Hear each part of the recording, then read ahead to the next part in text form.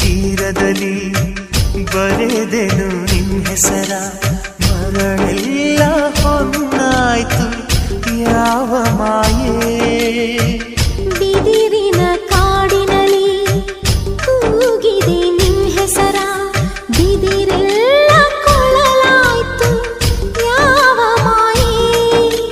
ಸೂತ್ರವೂ ಇರದೆ ಗಾಳಿಯೂ ಇರದೆ ಗಾಳಿ